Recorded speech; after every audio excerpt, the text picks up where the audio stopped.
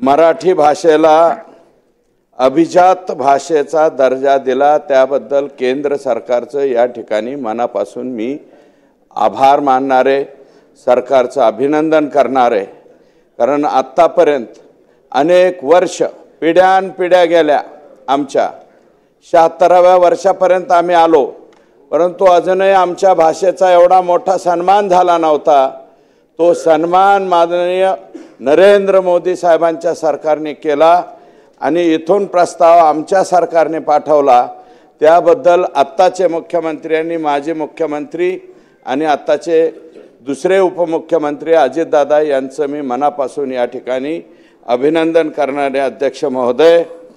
आणि अध्यक्ष महोदय, परंतु न्यायालय, जात पडताळणी समित्यांचं कामकाज, त्यांचे आदेश, निर्णय हे मराठीतूनच व्हावेत अशा प्रकारची सुद्धा या ठिकाणी अपेक्षा मी शासनाकडून व्यक्त करतो।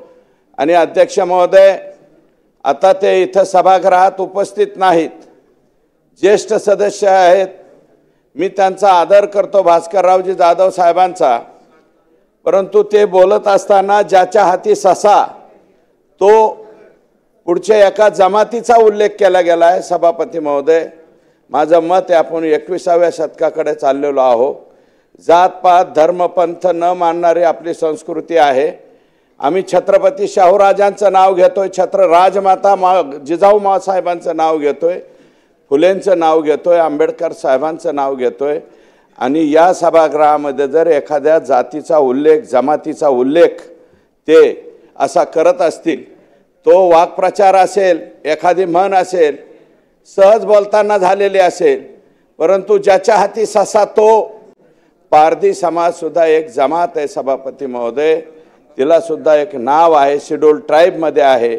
मला असं वाटतं किमान या सभागृहामध्ये तरी एखाद्या जमातीचा उल्लेख अशा प्रकारे होऊ नये, अशा प्रकारची माझी विनंती आहे। हा जो शब्द आहे तो सदस्य कंटिन्यू करू द्या, काय हरकत, हा बोलू द्या त्यांना, मी उत्तर देतो। महोदय, सन्माननीय सदस्य दस साहेब राज्यपालांच्या अभिभाषणात बोलतायत, त्याच्यामध्ये हरकत नाही आहे, परंतु मराठीमध्ये एक वाक्प्रचार आहे की ज्याच्या हाती ससा तो पारधी।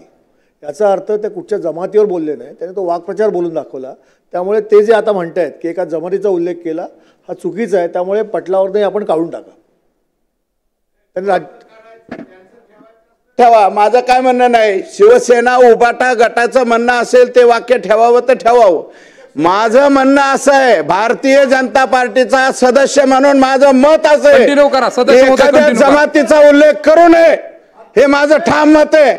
मी त्या शेड्यूल ट्राईब कमिटीचा अध्यक्ष राहिलेलो आहे सभापती महोदय। आणि जमात आहे, पारधी हे समाज एक जमात आहे, त्या जमातीच्या बाबतीत असा उल्लेख होऊ नये असं माझं मत आहे। गरीब समाज आहे, जमात गरीब आहे। इंग्रजांनी सभापती महोदय, इंग्रजांनी गुन्हेगार ठरवलेली ही जमात माननीय मुख्यमंत्री देवेंद्र फडणवीस साहेबांनी त्यांच्याकडे गृह खाता असताना हे वाक्य काढून टाकलंय सभापती महोदय। त्याच्यावरचा गुन्हेगारीचा जो ठपका होता तो ठपका सुद्धा काढून टाकलेला आहे सभापती महोदय। जर सुनील प्रभू साहेबांचं मत असेल की तो वाक्य प्रचार चालवत ठेवला पाहिजे, माझं मत आहे ठामपणे की किमान या सभागृहामध्ये ते वाक्य वापरू नये, या सभागृहामध्ये ते वाक्य वापरू नये। मी हे जबाबदारीने बोलतो। फुले शाहू आंबेडकरांचा वारसा सांगणार हे राज्य आहे सभापती महोदय। फुले शाहू आंबेडकरांचा वारसा सांगणार हे सभागृह, हा महाराष्ट्र आहे। फुले शाहू आंबेडकरांचा हा महाराष्ट्र आहे आणि या राज्यामध्ये, पुरोगामी राज्यामध्ये हा शब्द वापरू नये हे ठामपणे मी या ठिकाणी मी सांगतो। बाहेर, सभागृहाच्या बाहेर किंवा कुठेही जरी हे वाक्प्रचार होत असेल तर त्याच्याबद्दल माझं मत नाही, परंतु हे सर्वोच्च मंदिर आहे, हे आमचं मंदिर आहे सभापती महोदय। या मंदिरामध्ये एखाद्या जमातीचा उल्लेख असा व्हावा असं मला वाटत नाही, हे माझं मत आहे। त्यांचं जे मत असेल ते त्यांनी वापरावं अशा प्रकारचं माझं मत आहे। आणि सभापती महोदय मला संरक्षण द्या. सुनील प्रभू साहेब हे अतिशय ज्येष्ठ सदस्य आहेत. ज्येष्ठ सदस्यांनी खाली बसून बोलावं ही माझी अपेक्षा नाही त्यांच्याकडनं. जर माझी काय हरकत असेल तर मी खाली बसतो, त्यांनी बोलावं. परंतु माझं मत आहे